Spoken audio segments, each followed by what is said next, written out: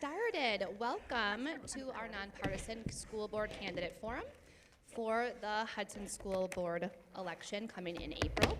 On behalf of the Hudson School District parent groups, we want to thank you for taking time to come out this evening. Again, if you have questions that come up in your mind while we're going through and having the candidates answer their questions, feel free to flag down one of our parent group members or sneak up to the front and grab one of the cards on the stage. At this time, we would like to remind you to silence your cell phones, and we would like to welcome our moderator, Mr. Michael Brose, who will explain the format for tonight's forum. Thank you. Good evening again, and welcome to the 2023 Hudson School Board Candidate Forum. My name is Mike Brose. I will serve as the moderator for this forum. There are 2 seats open for this year's spring school board election. It'll be held on April 4th, I believe. There are 4 candidates. They're seated here at my right. The candidates, as they will appear on the spring election ballot, are Megan Rosowski, Heather Logelin, Randy Lawson, and Aaron Gerlach. Look at that for you. How about that, huh? Off to an okay start? Oh, yeah. So here are the ground rules that were given to the candidates before this forum. Each candidate will present an opening statement of 3 minutes. A question and answer period will follow with written questions submitted by the audience. At any time, audience participants here are encouraged to raise their hand, and a volunteer will find you. You can submit a written question to them. They will then deliver it up here to the podium. The same question will be presented to all 4 of the candidates. Questions that pertain to one candidate, we'll try to weed them out, but if there's a question that pertains to one candidate, it will not be asked. Each candidate will be given 2 minutes to respond. We have timekeepers in the front row down here who will be alerting the candidates when there are 30 seconds remaining on their 2-minute answer period and when it's time to stop. The question and answer period will end at 8:15 p.m. And after that, each candidate will be given an opportunity to present a 3-minute closing statement. With that, I'm going to turn this over to the 3-minute opening remarks, and we're going to go in the same order as they are seated, left to right, your right to left, I guess, and begin with Megan Rosowski. I'm sorry. That's okay. It's a Polish name. They get butchered. Is this on? Okay. Yep. Do we need it? I think. Okay. So hi, my name is Megan Rosowski. Thank you for being here tonight. Want to tell you a little bit about myself. I grew up in River Falls, Wisconsin, so not too far away from here, where I attended public schools K through 12 and got a great education there, starting in a small elementary school, Greenwood Elementary. I then went on and went to college, got a bachelor's degree in economics at Carleton College, and then I earned a master's in public policy at the Humphrey School at the University of Minnesota. Since that time, my career has focused primarily on higher education policy, research, and analysis. So I'm a big numbers and data nerd. So I'm used to being the person like behind the scenes, crunching the numbers and sharing the data, and not as used to being here talking in front of everybody. So this is newish for me. So I live in St. Joe with my husband, and we have 2 daughters. My daughter Sharka is in 2nd grade at Holton, and my daughter Rosa is going to be 3 very soon. She would want you to know that. I started to get more involved in what's going on in the school district, where more discussion was coming up about closing Willow and Holton elementary schools, and I started to pay more attention to what's going on. Met a lot of great parents, getting together, talking about this, started advocating for our schools, got to go to more school board meetings, see what was going on, and I thought, wow, I'd really like to be more involved in what's happening here.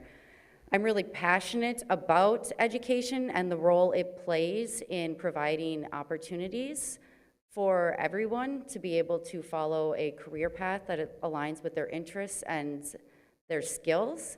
And in my work, I work at the Minnesota Private College Council, which is a consortium of 18 private nonprofit colleges. I serve on a lot of working groups with the state of Minnesota that look at sort of the K-12, higher ed, workforce pipeline, looking at what our economy needs, where are there going to be gaps, what are the high demand jobs, nurses, welders, HVAC technicians, construction, teachers.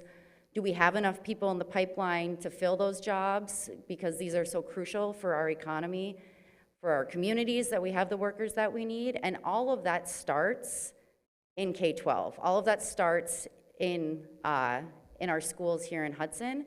And I just want our schools to provide the quality education that every kid needs, so that all of our kids can feel safe and happy in school and learn and launch into the life that's great for them and then great for our community. Thanks. Heather Logelin.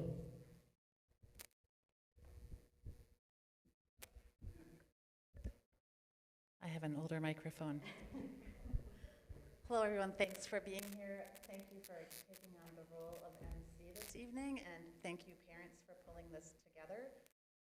I think the reason that so often, although we have an exception, but folks don't run for school board when they have young kids is because it is some of the busiest times of your life. So thank you for all the work that you put into being on the PTO and organizing forums like this. So I have had the honor of serving on the school board for the past 6 years. My interest in running for the school board actually was piqued quite a while ago. I grew up in a small town in southern Minnesota, and my parents were both public school educators. And they let me know when I was kind of contemplating future paths that they did not think I had the constitution to be a classroom educator, and I would need to find a different way to impact young lives if that was something I wanted to do. So I have ended up, I went away to college and ended up coming back here because I realized I was a Midwesterner at heart, and ended up moving to Hudson because I recognized I was a small town girl at heart. So Hudson has been my home now for 18 years, and I am really lucky in that I now have a job that keeps me focused here in Hudson and here in the Valley, really working on bringing people together to connect resources and passions with needs. And there's a parallel between that work and the work that members of a school board get to do. Over the past 6 years, I've had a chance to do some professional development as a school board member. And those resources are there. So if we end up with 2 brand new school board members, there are great training resources provided by both the district and the state, but have really come to understand, and there's a lot of research on this, about what effective school boards do best. And the answer to that question is they govern. They stay focused on the high-level visionary work that boards are charged to do, that effective school boards understand and use data. They make student-centered decisions that are driven by this data. They align and sustain resources. They recognize that supporting and retaining great staff is one of the biggest drivers to a great district and great outcomes for our kiddos. And they also recognize that to be effective, they need to engage and communicate with the community. That's the work of the school board. It's that visionary, policy-driven accountability work. My experience professionally as a leader in the nonprofit sector, I think, has really prepared me well for that, although I am always learning and growing. But I do really enjoy the work that the board gets to do, where we hear from school leaders and try to hear more from those closest to the classroom, try to hear more from our teachers and our staff about what's really happening in our district, where things are going really well, and where we might need to think about realigning and redirecting resources. So that's my passion. I support public schools. I've had a chance to attend private, public, and parochial schools. We have a great public school system here in Hudson, and I'm happy to be part of it. Thank you. Randy Lawson. Hi, I'm Randy Lawson, and I am running for school choice, parental rights, and fiscal frugality. With regards to school choice, I have noticed that, actually the school board meeting this week, we found out that 1 out of 8 students in the Hudson School District are being educated in private schools or being homeschooled. And I think one of the civil rights issues that we need to be addressed in the 21st century is the hostile environment that the public schools are creating against families who have traditional values and religious values that aren't being addressed in the public schools. And the social compact that we created when public schools, when we created public schools, has been broken. Wisconsin happens to be the very place where public schools were first instituted, and they were instituted in the Northwest Ordinance. And in the Northwest Ordinance, it says, religion, morality, and knowledge being necessary for good government and the happiness for mankind, schools and the means of education shall forever be encouraged. And yet we have 1 out of 8 students in this school district whose parents feel like they're not getting the moral, religious education that they were entitled to with that moral contract, the social contract in the Northwest Ordinance. I'm also running on parental rights. We have what the school board refers to as controversial issues in our curriculum. And what I'm finding is that when there's a controversial issue, the parents aren't shown what the controversial piece of the topic is. They're told what the books they might be reading that might be controversial. Parents need to see exactly what the controversial stuff in the curriculum is, not just that there is controversial stuff. And they need to be able to opt in if they want their children to get it, rather than opt out when they're not even told what is really in it. And thirdly is fiscal frugality. And the school district, in my opinion, needs to learn how to do more with less. And so we've got to figure out how to run our budgets so that we can do things like keep 2 neighborhood schools open without having to borrow money to do it. Thank you. Erin Gerlach. I'm going to read a story that I have about mine, so I'm not going to be as versed as they are up here. My name is Erin Gerlach. My family has strong roots here in the Hudson community. I have lived in Hudson almost my entire life. I attended St. Patrick's Catholic School, grades K through 8. I am an alumni of Hudson High School. My husband and I chose to build our home here and raise our 3 children in the community that we love, right down the road from Rivercrest School. Our oldest daughter attended K through 5 there and went on to the Hudson Middle School. Our middle daughter also attended Rivercrest K and 1, where she started off great, but in first grade she was being bullied. And the bully situation affected the entire classroom to the point of the school counselors were not only in there counseling our children, but the entire class without our parent knowledge. At the same time this was happening, our family encountered the boundary lines being redrawn. The district relocated our family from the school that we chose and built our home around, and guess what? The kid that was bullying was relocated too for the same boundary reasons. When we wrote our case to the stay at Rivercrest to the school board, no action was taken. In fact, we had to hire a psychiatrist just to write a letter of separation to the school and the bus company so they would recognize it and separate these kids because my daughter was coming home with bruises on her body. My daughter was reluctantly moved to Hudson Prairie, and everything was okay over there. This was also the year, though, that COVID hit and closed all the schools. So when people ask me why, and I've had a lot of whys on this, why are your kids going to Trinity Academy? That is my reason, because my child needed to have stability and friends after what she had been through. My kids now choose to stay at Trinity because of their friends.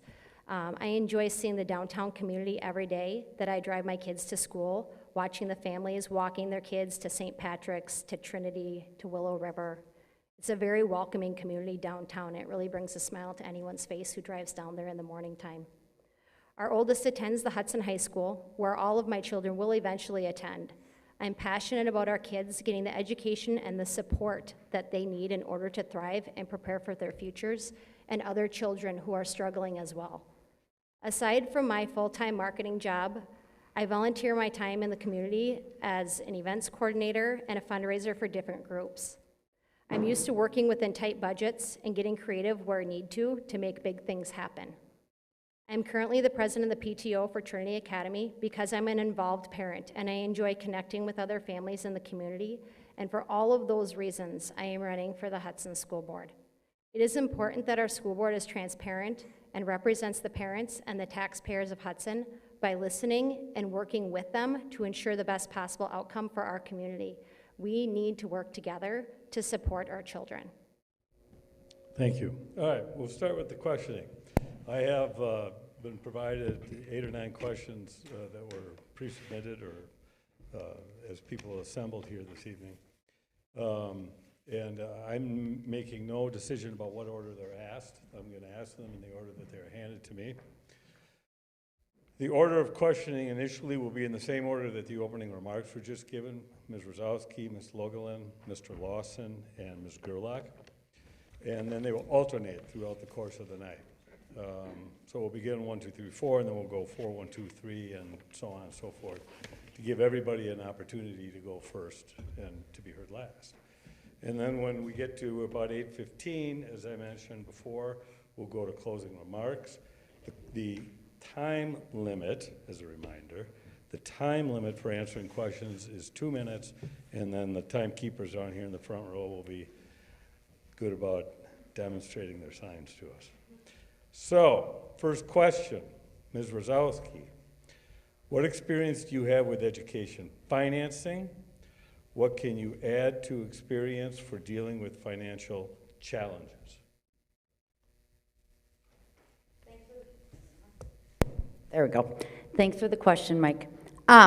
So I have a lot of experience dealing with higher education financing, both at an institutional level. I worked as a consultant for a while out of graduate school where I helped private nonprofit colleges put together their financial aid and scholarship plans and do budget projections based on expected enrollment, retention, completion, to build long-term budget plans for institutions.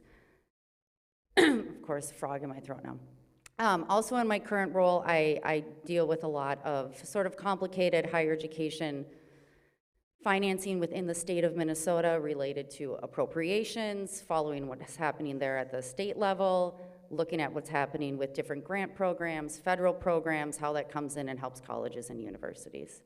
I'm just learning more about K-12 finance and had a great meeting with the finance staff at the district recently because I looked at the formula for higher education per pupil funding in Wisconsin, and I was like, oh my gosh, this is so confusing. I don't understand how to calculate it. So had a great meeting, learned a lot about how it works when we look at tax money that comes from the state and then what the taxpayer is expected to pay to supplement that. And one of the shocking things I recently found out this week was that when you look at the aid that the state of Wisconsin gives to Hudson on a per pupil basis, it's declined by 27% in 10 years.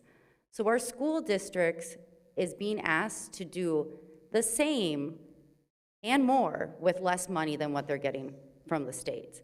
And I think they've done a pretty good job. I mean, 27% cut, think of that in your family, what that would do, just balancing your family income. So I like to learn, and I like to dig into the numbers, so I think that's what I'll bring to it. Thank you, Ms. Rosowski. Ms. Logan, I'll ask the question again just to remind the audience and cue you as to what it is. What experience do you have with education financing? What can you add to experience for dealing with financial challenges? Thanks. Your question makes me think about my experience when I was in the MBA program, taking an accounting class and being told, we aren't training you to be an accountant, we're training you to read financial statements and ask smart questions. I think that, in my job as a manager of a nonprofit, which has a budget nowhere near the district's $100 million budget, I think that is a good approach to take, is that we really do need to yes, review the financials, and then ask really good questions of our team. One of the benefits of having a larger district is we have really talented staff. We have great staff, many of whom are sitting in this room, by the way. Thank you for being here. But I think to echo Megan's frustration, the way that we fund K-12 schools in Wisconsin is really challenging, and it's especially challenging right now for a community like Hudson, because the formula ends up taking into account how much property wealth is in your district, and the more your property wealth goes up, kind of the less age you get, because the assumption is you can pay for more, and then how many students you have in your system. And as the number of students in your district go down, it's a negative impact. So we have this double whammy going right now where the community of Hudson is growing. The property, both home value and commercial, is growing, but the number of kids in our district is not growing. So that's a challenge that we can't do much with, aside from a complete overhaul to the way schools are funded in the state of Wisconsin. Added on to that is that we are in the business of people. The people we serve are little people, and the people who do that service and comprise about 2/3 of our budget are the adult people in our schools.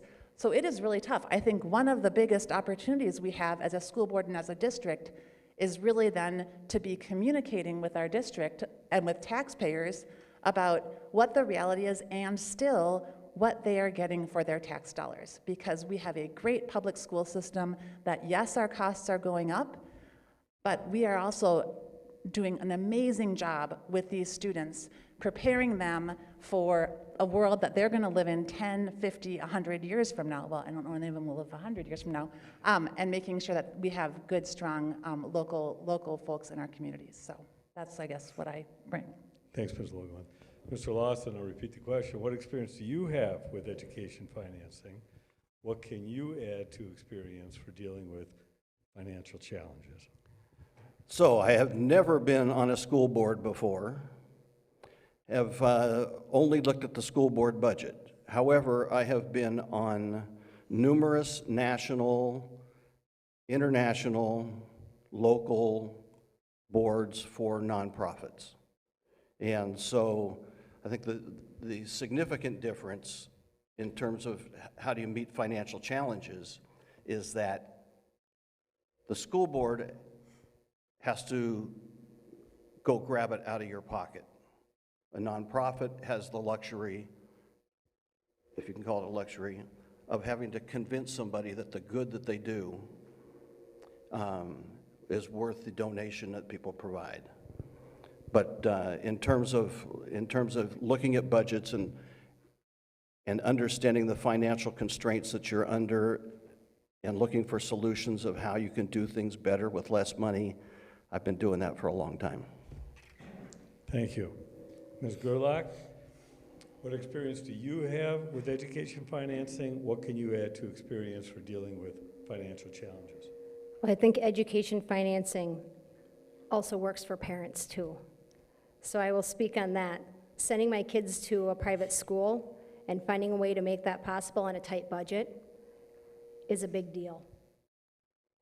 I think in private schools, most of them around here are about $5,000 a kid, and those schools are funded by the parents, and we make our schools work. The public sector, I believe, is somewhere around $15,000 per kid that you're getting through tax-paying dollars. We are severely out of budget. In ways that I think I can add to these challenges, I'm used to working in a tight budget for my jobs. When I do event planning, when I do marketing, there's lots of different areas where I have to stay within budget or beat that budget. And sometimes you have to get really creative to make that happen. That's it, that's my answer. Thank you. All right, question number 2. This one first goes to Heather Logelin. If you have the mic, you do. I think you need to shut these. All right. For the following items, vaccine requirements, fast bridge testing, at-risk behavior surveys, mindsets curriculum, any other non-required student survey, and any optional non-curricular speaker, would you support a streamlined opt-out process for parents, and why?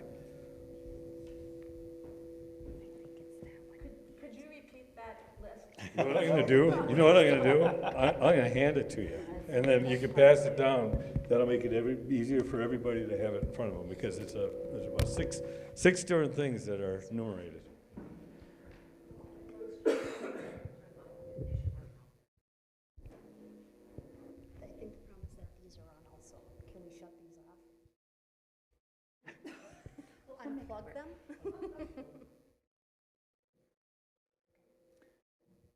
So the reason I'm hesitating is that the items on this list are really different. Starting with one like vaccine requirements, where there already are processes that are very scripted through which that parents can use, to things that start to get into when is this something that a parent might want to opt out of and when is it not? I mean, I think that in our district right now, the way that we're approaching controversial subjects is that we're notifying parents and we're giving them an opportunity to ask questions and opt out. I don't think there is a way, because of definitions, because what one person might call controversial, someone else calls history, to identify everything that a parent might want to know about and create a streamlined process for opting out. So I'm intrigued by the idea. I can't imagine how we could operationalize it. We obviously want parents to feel like they are involved in and can know as much as they want about what's going on in their kids' school environment, and we need to trust our teachers. We need to set policies at the board level. I read something recently that said the board provides guidelines for curriculum, and teachers are the ones who deliver it. It's not our job as board members to be in the weeds delivering curriculum. So I guess I again feel like we need to, at some level, trust that we have highly educated teachers in our district. We have an incredibly high number of teachers who have degrees that are advanced beyond the bachelor level. They are trained to do their job the same way that nurses are trained to do their jobs, that firefighters are trained to do their jobs. We need to trust them. So we need to keep talking with parents to hopefully create a level of comfort and trust with what's going on, and so they know how they can ask questions and know what's going on. But I don't see a way that we could streamline a process that would meet every parent's needs when it comes to what someone might deem controversial. Thank you. I'm going to read it again to get it in everybody's mind, because it is a long question, and I'll provide it to Mr. Lawson. For the following items: vaccine requirements, fast bridge testing, at-risk behavior surveys, mindset curriculum, and any other non-required student survey, and any optional non-curricular speaker, would you support a streamlined opt-out process for parents, and why? This is really easy. I say you inform the parents of exactly what you're talking about and let them opt in, not opt out. Ms. Gerlach, you have the questions? Take your time to review it, and then they'll start the time when you're It ready. is quite the question, isn't it? I would agree that there's a lot to unpack here, and they don't necessarily all belong in that same category. I believe that I would say if they have the option to opt out, that would be great. I also support the idea that if everyone were to say vote on this, that they would have an opportunity to opt in. It's a really touchy topic when you're putting and lumping all of this together. I would be in favor of saying yes to opt out of these things, as long as they're being discussed and laid out ahead of time. If we know what's being talked about in the classroom and it's a controversial issue, what is a controversial issue? Just laying out the curriculum so parents can look for themselves, saying, hey, We're going to be in contact with parents a lot more often. Here's what's going on in the classrooms. Here's what your kid's going to be learning about this week. Here's the books we want them to read. And if you look at it and you're going to have to do research as parents and say, I don't want my kid part of this, then pull them out of there. But there needs to be room in the guidelines to make that happen so these kids aren't being penalized when their parents pull them out if that's what they feel is best for them. Thank you. Ms. Rosowski, do you have the question in mind, or would you like to see it again?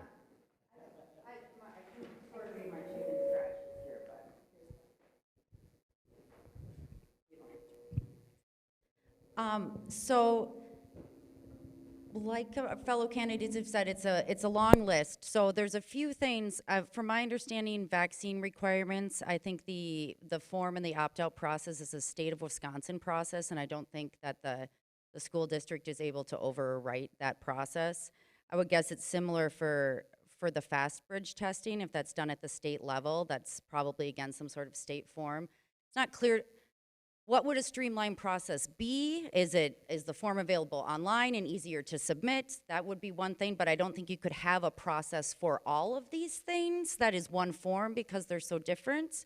I think, what I learned recently, and I was looking at the big handbook of policies and reading those last night, and I had a great meeting with Dr. Grambo at the district office, and the district currently has a policy that parents are able to opt their child out of any lesson. They can opt their kid out, and it doesn't have to be a controversial issue. It's human growth and development. In the state of Wisconsin, it's an opt-in. Parents get a notification and they have to opt their children into that. But parents are allowed to choose, for whatever reason it is, some lesson, some unit, some book, they're able to opt their child out, and there are no repercussions for that. That's a parent's right. That's a parent's choice. So I think that is in place in our district, and I'm not sure how you streamline it when we're talking about issues that have state or federal requirements. We just can't get around that as a district. So I can't answer the part about streamlining. I'm sorry, but I tried to answer the other parts.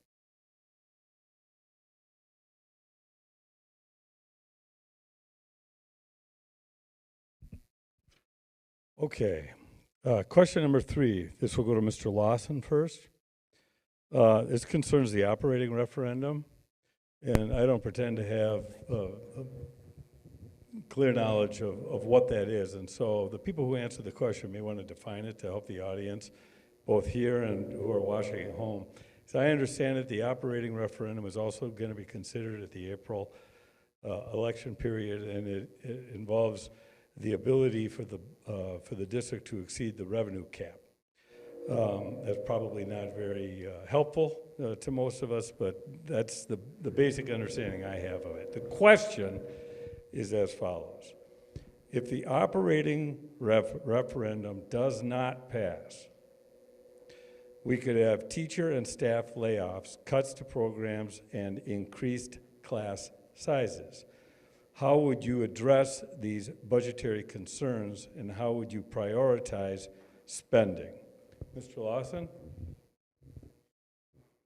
Well, first off, I'm not in favor of their operating referendum. And the basic reason I'm not in favor of it is because what the school district is telling you is that they don't get enough money to do the job that they're hired to do. And I don't think that's the case. I think the case is that they have not economized in ways that would make them more efficient. What I really find disappointing is how the school board has put this to the parents of Willow River and Holton schools. Going to the parents and saying, we're going to close your schools unless you go out and pass our referendums. To me, that is very unethical, to put the pressure on you as parents to do their work for them. And that's all I have to say about that. Ms. Gerlach, I'll read it again. If the operating referendum does not pass, We could have teacher and staff layoffs, cuts to programs, and increased class sizes. How would you address these budgetary concerns, and how would you prioritize spending? Just to clarify, we're only speaking about the $8 million referendum, not the 29 million, correct? So when answering this question, I just want to be sure what I'm answering here. The operating referendum is $8 million. So we're saying if the $8 million one doesn't pass, are you talking about the $29 million one passing also, or no? Okay, so just this one. I am in favor of passing the operational referendum for the $8 million.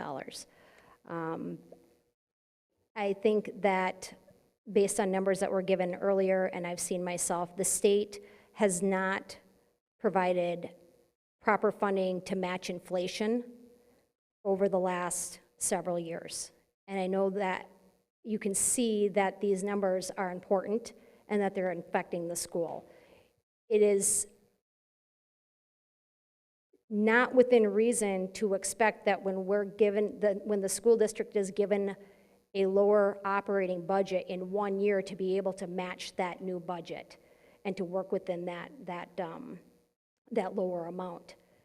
It takes a couple of years to get back up to that same par. So in looking at this, it is a lot easier to see this on paper, for the record, when you can properly evaluate what you're looking at and how to actually put what it is that you need to see in budget, what those expenditures are. I have not seen that list of expenditures on what the overage is, but if I am on this board, I absolutely will take the time to look through those more deeply so I can answer that question a little bit better. But more research is needed on that. I am in favor of that operational referendum. Thank you. Ms. Rizal? Thank you. So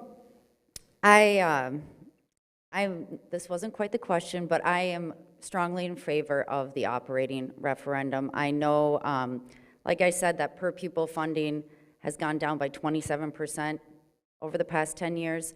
Our schools have been trying to do more with less. There's not a lot of fat to trim in these budgets, and we're getting great results with what our schools are working with. And unfortunately, because the state isn't doing their part, it shifts the costs further onto local taxpayers through the form of property taxes. But I just want to put the operating referendum in perspective. I think it's important, it's a pain to pay taxes, it's a pain when taxes go up, but if you have a $300,000 house, if both the operating and capital referendum pass, we're talking $84 a year on your taxes, $7 a month. So that's a couple cups of coffee, right? So I can find a way to cut $7 a month if I need to invest in our kids, in our schools, and our next generation of workers, homeowners, our community. I can't think of a better way to spend an extra $7 a month. Where am I gonna get that return? If it doesn't pass, I'm worried. I'm worried about what that impact could be in our schools, and I haven't dug as deeply into the spreadsheets as I would like to yet to understand where cuts could be made, but like I said, there's not a lot of fat in the budgets, and so what would need to be cut could impact our school quality. We could end up with closing Holton and Willow River and having 4 large elementary schools, and then when you start to see the quality of your schools go down, then our property values may start to go down. People won't want to move here. And for most families, and for mine, our home is our biggest investment. That's where we've put our money. That's where, our biggest investment for our family. And so I think strong schools equal strong communities, equal strong economies. And I think at, $7 a month or $12 a month if you have a little bit more expensive house, it's a good bang for your buck. Thank you. Ms. Logelin? Well, so I'm a current member of the school board and I voted to send this to referendum. I would not have voted to send it to referendum if I didn't think we need it. So I support the operating referendum. I want to be clear that It's not that the district hasn't been making cuts.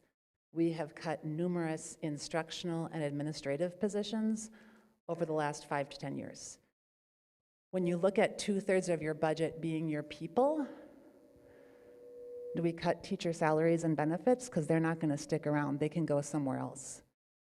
Right now, we have support staff that we're having a hard time recruiting because it's hard to be competitive with what someone can make if they go work at Quick Trip. I want good people in working with our kids, supporting our professional staff, our certified staff. I would just echo, there's not a lot of excess in our school budgets. And at this point, the board has not actually spent a lot of time or asked staff to spend a lot of time running scenarios, because I'll be honest, we have confidence in this community and we believe this referendum is going to pass. If it doesn't pass, then we'll start to ask staff to come to us with what are the options. Some of the options would be increasing class sizes. Right now we have class size guidelines that we only want 18 to 22 kids in grades K1 and 2, and we'd like to have no more than 28 kids in grades 3, 4, and 5. I don't think we want those class sizes to grow. I don't think we want to stop taking care of our buildings. I don't think we want to turn the heat down in the winter. So I guess I haven't thought a lot, I'll be honest, I haven't thought a lot about, as a school board member, what cuts I would support, because I am confident that this community is going to come through and vote yes for this referendum. Thank you. Ms. Gerlach will answer the fourth question first. And the fourth question is as follows. What is your plan to attract, retain, and support quality educators in Hudson? I would first want to look at what they've been doing for advertising and marketing from somebody who does that. A plan to attract, I would say, has to start with teachers feeling comfortable in the school and speaking highly of it. That would attract some other teachers from other districts to want to come here. I think that we also would have a need for parents to support that as well and want to bring their kids here. And that has a lot to do with the education and what they're being taught and what our teachers are being asked to teach. I think that on a side note, we could probably use some billboards up over in the Woodbury area and across the river to start advocating for our schools in other areas, and start seeing some local advertisements come out that would support positive learning in our schools, if that's what, in fact, we are teaching and promoting.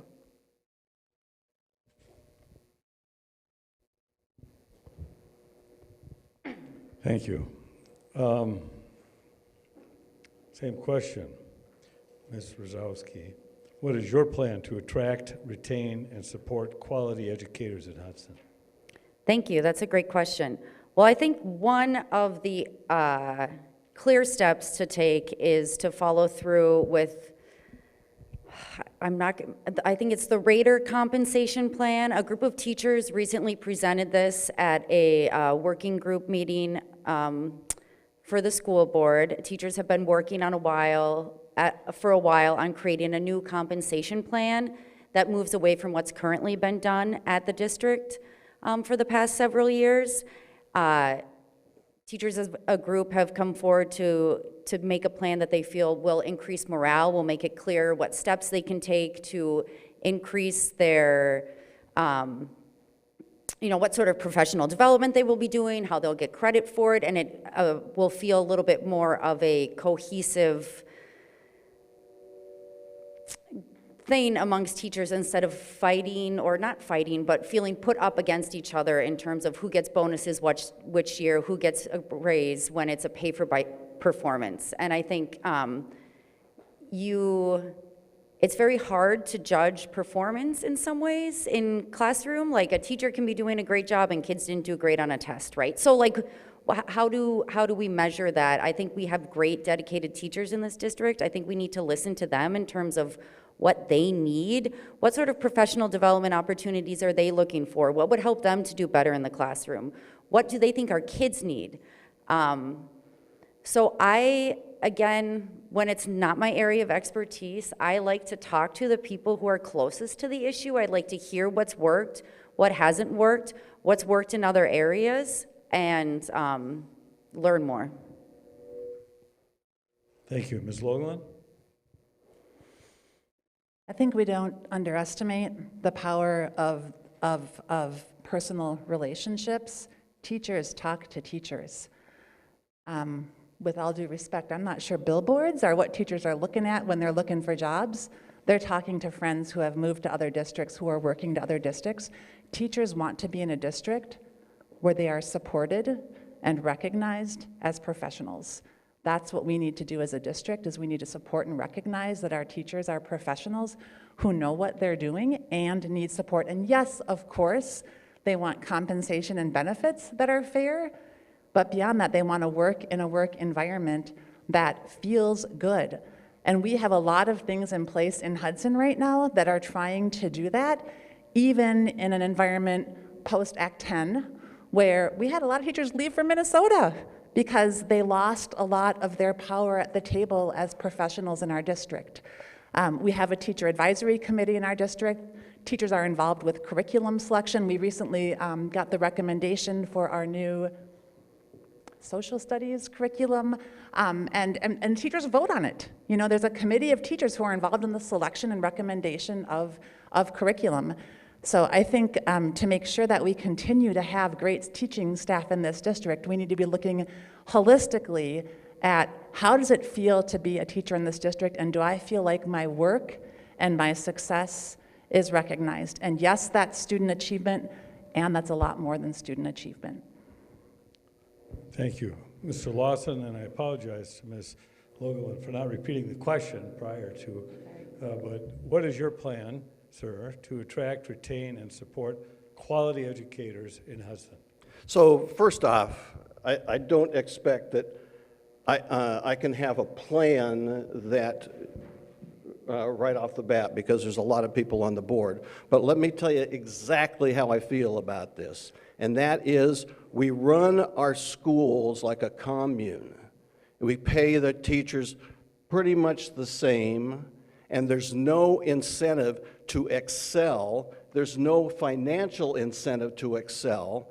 And I was a teacher for, back in the dinosaur age. And I've heard this from teachers since when my parents were teachers and when I was a teacher, and all through my kids being in school, is that there's no way to determine who's a great teacher and how can we incentivize great teachers to do better, what kind of bonuses, et cetera. Most of us, outside of the education system, work in industries where we are incentivized to perform. We're incentivized to accomplish goals. We're incentivized to to make companies profitable. It's the same way in education. If you had teachers who were incentivized to take more students, to do new things, and we paid them for those incentives, merit-based pay has been discussed in education and squashed by the teachers' unions and the teachers' colleges for decades. It's time we change and start incentivizing our teachers to perform. Thank you. All right, question number 5. I'm going to read this question as it was written, and I think we'll all understand what, yes, back to you. Yeah, I'm sorry. So I'm going to read this question as it was written, and everybody's writing in their laps here, I'm sure. And then I'm going to, I think, try to frame it in the same spirit that the question was intended in my effort to make it a little bit more clear. But so first of all, as written, and then I'm going to attempt to clarify it. I hope I don't blunder. So the question as written is this. As a school board member, how would you work to ensure secrets about children, such as gender identity, are not kept from their parents. And I guess maybe the way I would have phrased it, perhaps, and I don't want to change the question, and that's why I read the original one, but as a school board member, how would you work to ensure that confidential information about children, such as gender identity, is shared with their parents? Well, this is a complicated question, and I know that this has been a source of a lot of discussion at school board meetings. I think that I understand why parents are concerned about the policy that if a child speaks to a teacher or a counselor about questions about their gender identity, that the parent is upset that the school is not telling them right away. I'm a parent. I love to think that my kids will come to me with anything when they're teens, when they're working through something difficult. But I also remember being a teenager, and my mom, who's here, was a very open, accepting mom who said, you could come talk to me about anything. And she meant it. But I still didn't sometimes. You're a teenager, you got a teenage brain, and even things like when I thought about quitting marching band, I went and talked to a teacher about it first. It can be big things, it can be small things, right?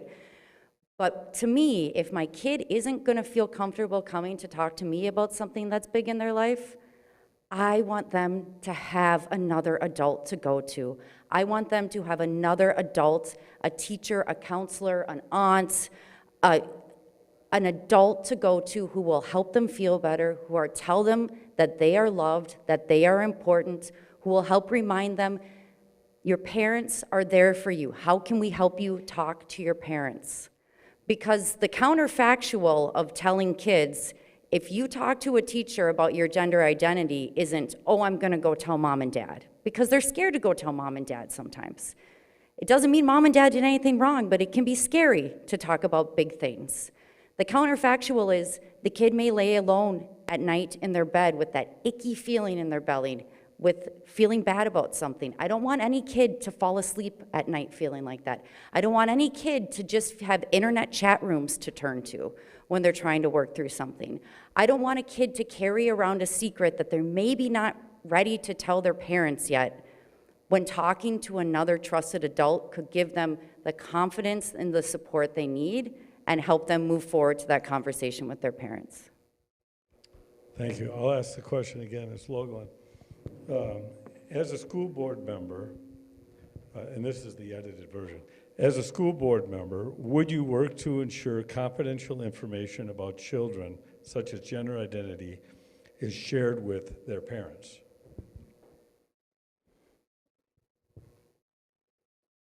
I think this is a case where it is really hard, because even as I've talked with folks who, in general, are really supportive of kids going through tough times, including kids who are LGBTQ, kids who are questioning their gender, even some of those parents have said to me, but Heather, if it was my kid, I'd want to know. So I get that. I'm a parent. I have a 16-year-old. I have a 20-year-old. I would hope they would come talk to me. At the same time, I would hope that if they didn't think they could come talk to me, they could lean on the staff at our schools who are really well trained to support kids and encourage kids and help them build up the confidence to go talk to their parents. And I would hope that throughout that process, that kid could be treated and respected at their place, at the place where they are right then. So I think to talk about, and I mean, the question was asked with words that point, keeping secrets. This isn't about keeping secrets from parents. Our school district is trying at every level to engage parents. Our school district is trying to help kids get ready to bring their parents in to really tough conversations, and in the rare case where a kid is dealing with something that they really feel like, I can't talk to my parent about this, I don't think we should be forcing that.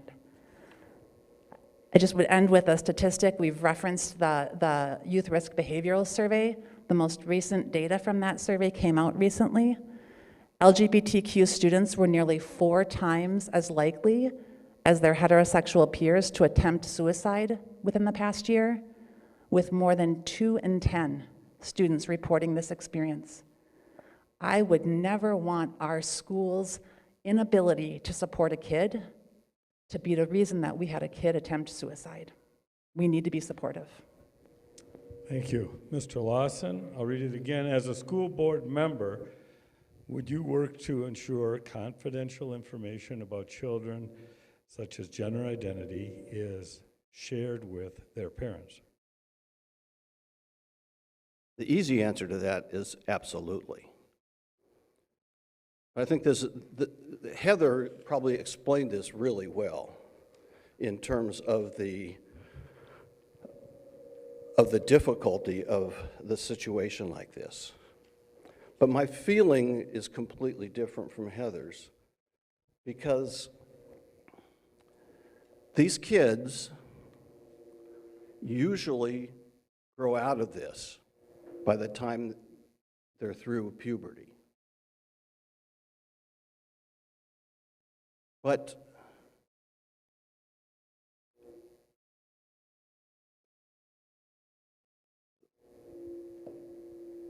by sending them to a counselor, the National Association of School Counselors has been training counselors how to keep this from the parents.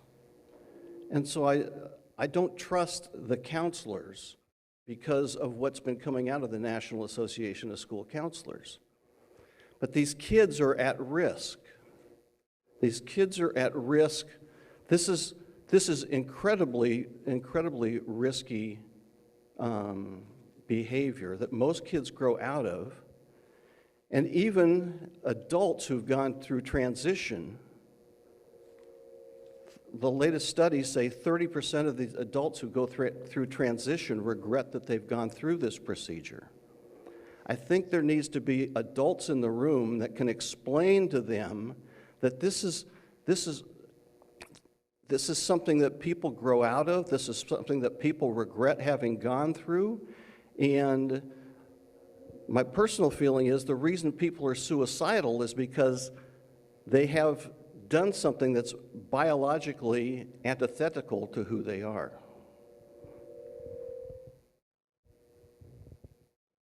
Thank you. Ms. Gerlach, as a school board member, would you work to ensure confidential information about children, such as gender identity, is shared with their parents?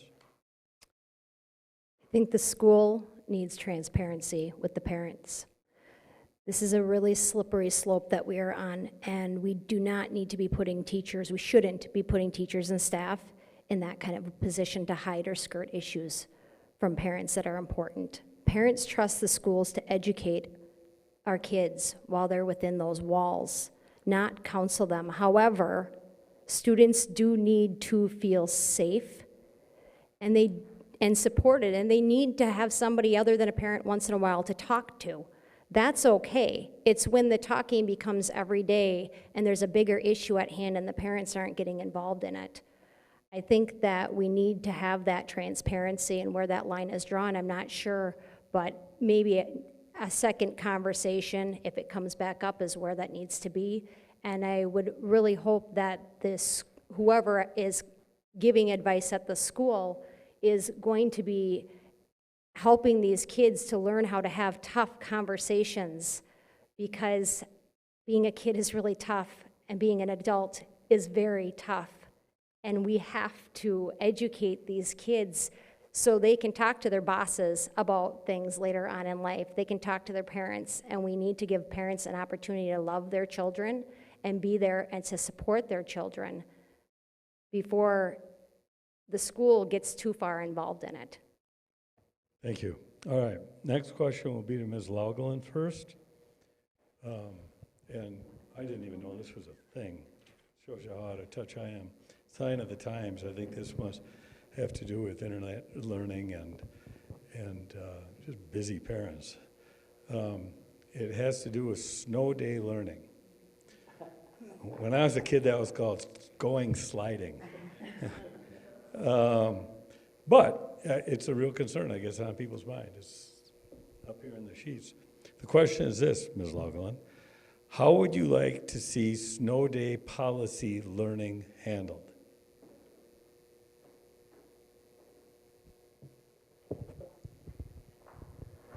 I'm going to take a leap and assume that that question is asking how would we like to see snow days handled, making up for snow days, not snow day learning policy. I'm just So anyway. reading the question literally, Yes, and okay. it struck me as odd. So we, as you all know, it's been a winter. In fact, if any of you have campaign signs in your yards, they might have been pummeled by snowplows the other night, so pick them back up. So we've had to make some adjustments, right? And so we do build into our school calendar. We build days in because we live in Wisconsin, so we assume there might be a few snow days. The question is really about what happens when there are more snow days than we'd expect. Over the last 10 years, I think Dr. Ouellette shared at a recent board meeting that over the last 10 years, there have only been 2 years, they just both happen to be recent, where we've had this problem, where we've had more snow days than we had built into the cushion of the day. So there are a lot of different options, and although if you were looking on social media, you might think that the school district did not consider any of them, but in fact, administration considered a lot of options and made a recommendation, kind of the least bad of bad options. So we looked into, as an example, do we extend the end of the year? Do we push the end of the year out? Which is tough if people already have plans for the end of the year. One of my staff members said, my kid won't be there, he'll be at hockey camp. So people plan for the year, right? Another option is to send kids to school on days where we didn't plan to have school, and we've done some of that. So we took away some days that were planned non-school days. Another option is to extend the school day and build extra minutes in, which is the option we went with. And then a final option is to look at remote learning. There are a lot of folks who don't understand why we're not doing remote learning because other districts are doing it. The reason we're not doing remote learning is because it's not equitable. It's because not all kids have internet access. Little kids, how do you do remote learning with first and second graders? Give them a packet to color? Is that really instruction? Is that making up for time in a classroom with teachers? So what we are going to do next year is that we're going to, at the beginning of the year, have a plan for the whole year that lets parents know, here's what we're going to do if we go beyond the days, so that at least parents can know that and build that into their planning. And I support that plan. That's what I would do. Thank you. You guys have done an awesome job with the snow stuff. If you haven't been to a school board meeting, this topic is discussed almost every school board meeting because of the winter we've had. And Heather just pointed out the problem is that everybody has a different idea of what they want their kids to do. And so you're going to disappoint 2/3 of the students no matter what you decide to do. And so I don't think there's, I do agree you guys are doing a great job at trying to work through that. Ms. Gerlach? Can you just ask the original question? I'm a little confused as to what we're answering here. I'll read it literally. Could you please? Yeah, and how would you like to see snow day policy learning handled? Well, the first thing I would do is survey the parents, so we get an idea of what this 2/3 looks like that other people have mentioned up here. And the second thing then I would do is take away early releases. That's pretty normal. And lastly, for the following school year, I would be building more snow days into the schedule, so we don't have to necessarily do the online learning. I would agree, after sitting through these school board meetings, listening to a lot of comments, there is not a one-size-fits-all for this. Virtual learning is not something little kids are well-versed at, and extra homework packets are very frustrating for parents who have 9-to-5 jobs and aren't even there with their kids. This is a really tough thing. I think personally, the best solution is to leave snow days as fun days for kids, and parents are already stressed out enough trying to find childcare for their kids that day, and if you throw extra learning in on it, are we really getting a benefit? I don't know. That's why I would like to survey the parents, and I would also like to look at what other districts are doing and how they're handling it, because it just doesn't look the same for pre-K and 1, 2, 3, 4, 5 versus what the high schoolers are doing. Everybody thinks that it's so easy to do virtual learning. Well, that's because the upper grades are on a virtual program, but do you want your kids sitting at home on the internet and screwing up in class? I've seen how these virtual things have gone. I was not very impressed with it, and I really didn't feel my kid was learning anything. So I think we need to be careful with that and stick to fun things on those days. Thank you, Ms. Rosowski. Yeah, I'm going to echo a little bit of what everybody else said. I mean, the look on my kid's face every time there's a snow day. I mean, think back. You feel like you won the lotto, right? And like when we were kids, we'd have to sit and you'd watch at the bottom of the screen, and you're like, oh, they called Ellsworth. Are we next? You know, and it's like it is fun for kids to just get that prize and play outside and build snowmen, and I don't want to take that away from kids. That's their lottery, right? And then I have a second grader and a 3-year-old, and I'm able to work from home, and so I'm able to do some work still. But if I had to manage making sure my second grader was doing the things she needed to do on her computer at certain times, while I'm trying to do my meetings, while I'm trying to stop the 3-year-old from like pushing the Chromebook over, like it would be such a nightmare. Instead of like, okay, why don't you go outside and play for a little while, and then we'll have cocoa, and then you can watch Frozen. And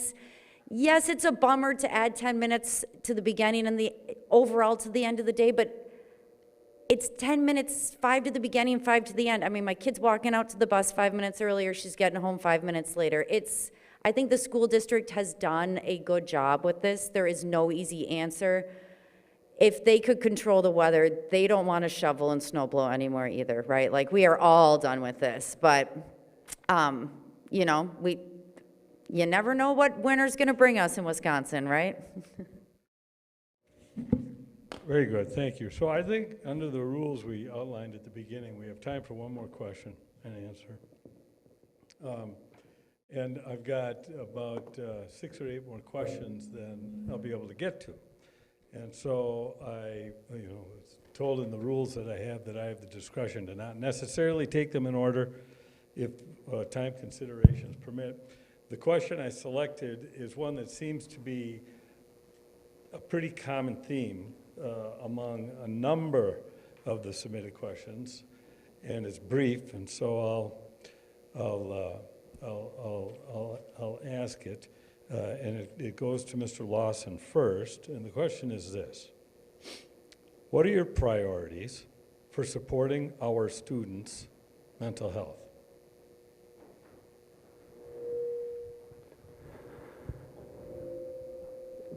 To me, this is really easy. We do not have mental health professionals in the school district. We have school counselors. You refer mental health issues to a mental health professional.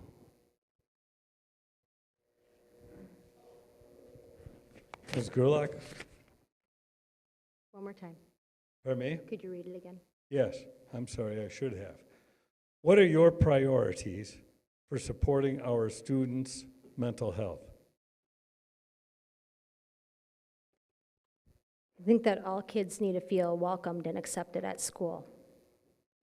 I think that teachers and staff need to feel welcomed and accepted at school. Going out of our way to teach kindness, going out of our way to bring in speakers that can speak on these issues to kids. Maybe find somebody in there that could make an impact even on 2 or 3 students would be helpful. I think that kids don't need to be bombarded with social issues that are surrounding our school right now, and that makes even positive kids unhappy. It makes positive teachers unhappy. And I think we need to get back to focusing on reading, writing, and arithmetic, and life skills, and working on friendships and being kind to one another. I think that that's what's going to help mental health, is putting that in that positive attitude, giving high fives to students down the hallways, saying kind things to one another. Slowly but surely you'll get there. Thank you. Ms. Rosowski, I'll read it again while they're passing the mic. What are your priorities for supporting our students' mental health? It's a great question. I am not a mental health professional. I am very concerned about mental health of students. The Youth at Risk survey, Heather had referred to it earlier, it showed that up to 25% of female students in Wisconsin had seriously considered suicide in the past year. For LGBTQ students, it was almost 50%. The COVID years were hard, right? People were stressed out. The economy, you didn't know what was going to happen. People were losing their jobs. Parents were stressed. Teachers were stressed. Kids were stressed, right? It's been a rough few years, and I think the world is a big, stressful place, and kids feel it, right? They feel that when they're out in the world. So I think it's really important that we create a safe, welcoming environment for all students in our school. I think bullying is an issue that needs to be worked on. You're never gonna stop teasing, right? It's always gonna happen, but I think we need to make sure that we're making sure all our students feel safe at school so that they can learn. Because I know when I'm somewhere and I'm really nervous, I can't do my best job. So how does that feel when you're 12, 13, 5 years old, right? I think that we do have great counselors in our schools. I think they do great life skills, and I would include learning how to handle your emotions as part of your life skills. Like my kid has done worksheets that just show what to keep in your head and what to say out loud when you're mad, and they cut it out and they paste it on the side of the paper. And like, yes, that's busy work, but you got to work on your scissor skills in first grade, right? And it's just these things of our feelings go with us everywhere we go, and learning how to manage our feelings will help us in our lives in school and professionally, and help allow us to be happier people. Thank you. Ms. Logelin, what are your priorities for supporting our students' mental health?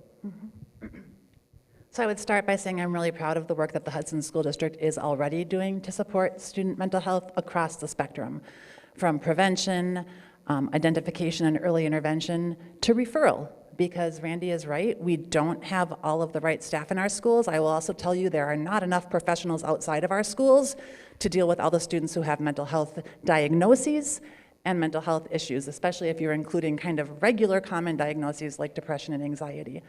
I think on the prevention side, the work that Megan's talking about is so important, and I know it's the work of every elementary classroom teacher, that while they are teaching kids, yes, to read, write, and compute, they are also teaching them how to be good people, how to be able to name their emotions, how to communicate and cooperate with other people, and those are the soft skills that employers are saying they are looking for today.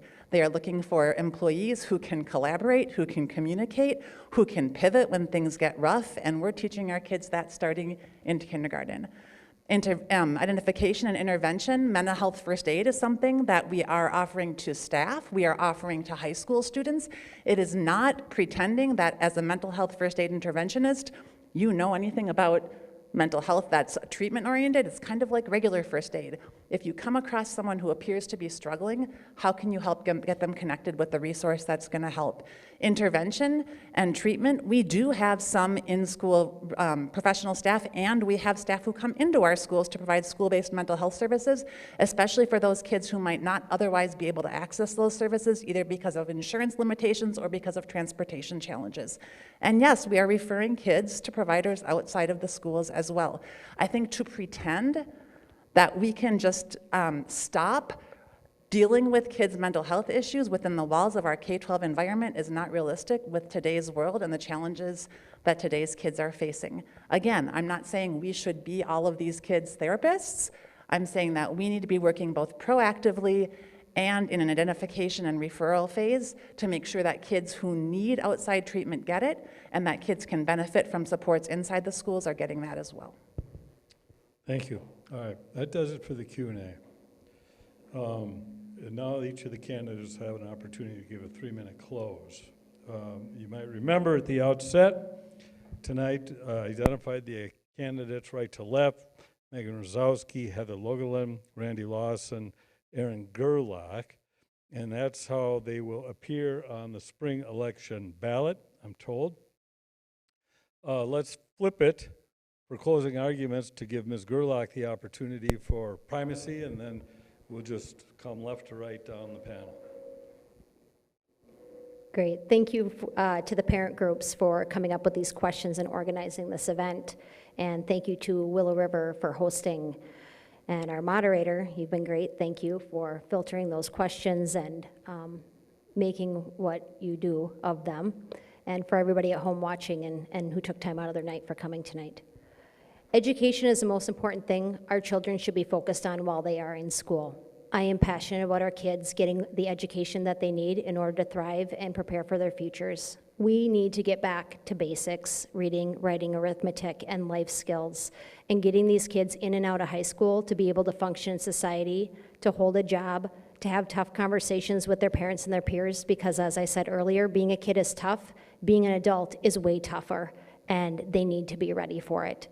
The next few years are going to be really challenging in Hudson as we navigate through some serious budget issues, staffing needs, potential school closures, which I am not in favor of, to include the boundary line changes, which I have been part of before, while continuing to support our children. It is so important that our school board is being very careful with spending money that is not theirs. Transparency with our children's education and costs, and represent the parents and taxpayers of the Hudson community.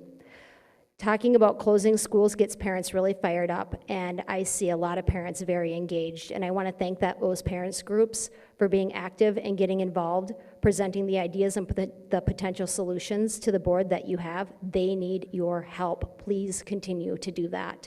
On April 4th, you have the opportunity to vote for new school board members.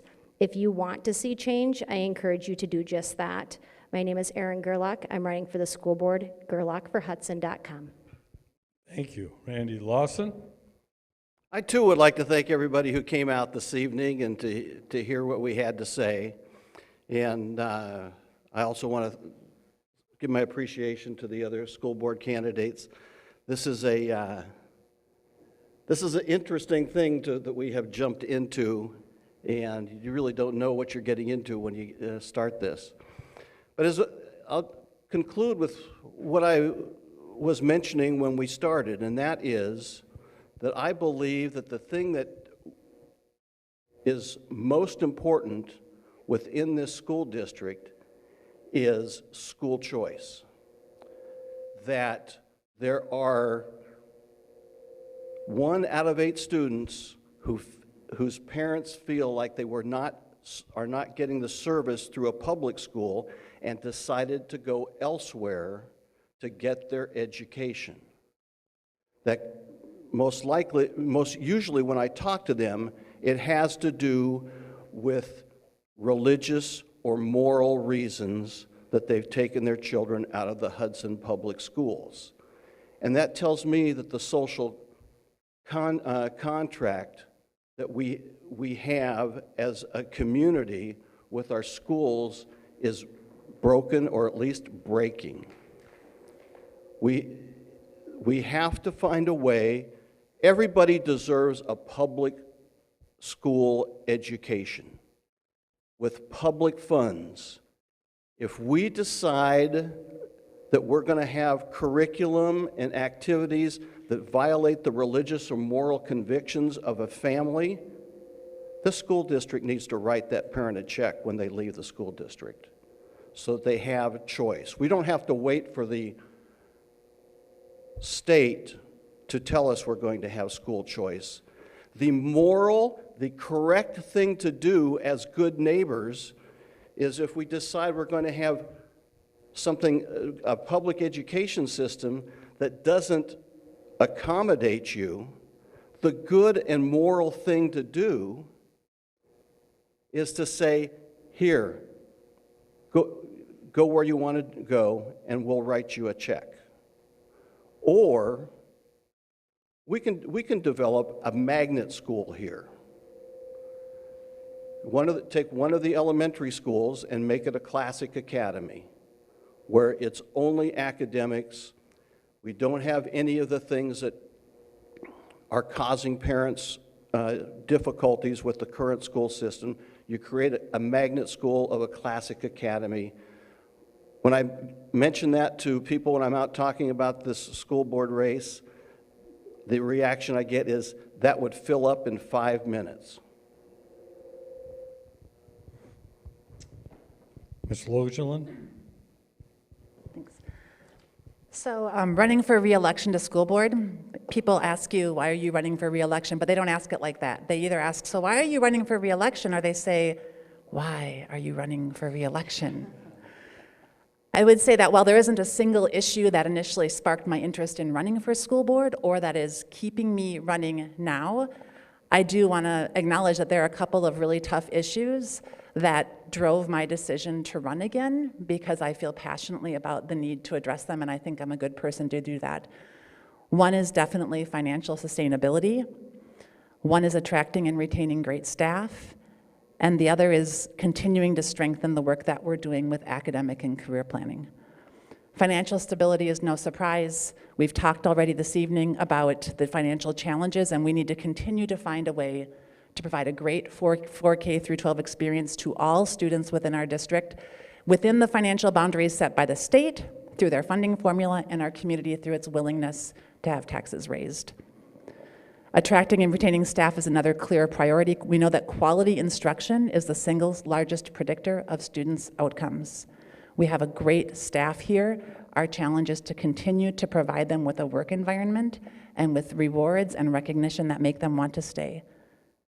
Finally, our world is changing, and we need to be preparing our kids for the world they're going to be living and working in 10, 25, 50 years, not basing our decisions on documents from 250 years ago. The world is very different.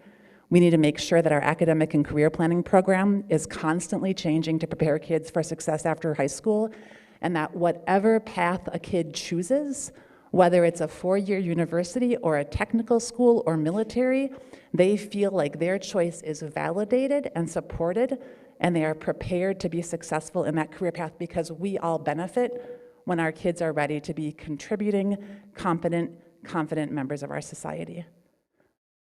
Those are 3 of the most important reasons I'm running for school board.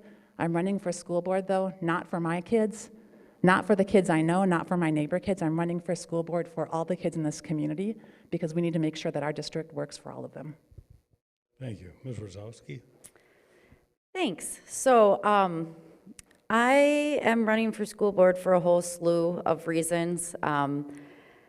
And I think I'd be a good asset to the board. I think that my experience in education policy and research, my number crunching, data nerd tendencies that will send me down rabbit holes in spreadsheets and try to find what some other district has done and look up a recent research paper. Like, I like to find data to support what works. And I like to talk to the people who are on the ground with our students to find out what they need. I like to talk to parents to hear about what they think that would help their kids in school. What do they like to see change? And I think that it's important, you know, it's hard with little kids to be doing this while working full-time running for school board, but I think it is helpful to have someone with young kids, kids in our community, elementary schools. My kids are gonna be in these schools for a long time, looking along the way. Because, you know, sort of like whatever age your kids are, that's what's in your mind. When they're in middle school, you're the middle school stuff, and when you're in high school, it's the high school stuff, and it's hard to remember what it was like when they were 4 or 5 years old. I'm extremely passionate about education and believe that it is the key to a thriving economy, democracy, and for opportunity. We can provide quality education that gives all of our kids the access and opportunity to the post-high school career that would work for them. And like Heather said, I agree. We need to make it clear, any path that's right for this kid, we support. You want to go in the military? That's great. You want to go to a 4-year college and then go become a veterinarian? That's great. How do we help you find what's going to align with your skills and interests? What's going on at the VOTEC school? I just think that we also really need to make sure we have a school that at all of our schools where all of our kids feel safe.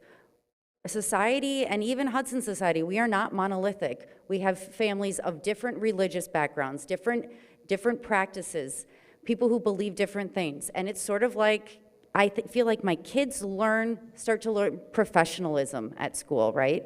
With a second grader, it's like no potty talk at school, like it's at home. But as time goes on, you need to work with people different from you. You do not know who is going to interview you. You do not know who your boss is going to be, who your coworkers are going to be, who your client's going to be.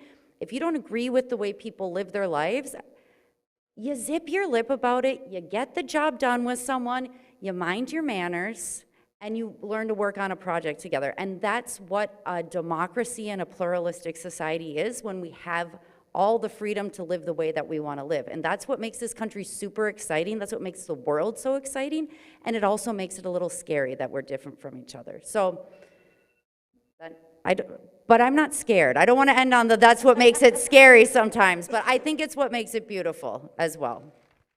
All right, very good. That concludes tonight's candidate forum. I'd like to add just a personal note. I really have an admiration for people who are willing to serve and people who care about the public good. All four of these candidates, it appears to me, meet those criteria, and I'm thankful for that. I want to thank the audience. Also, thanks.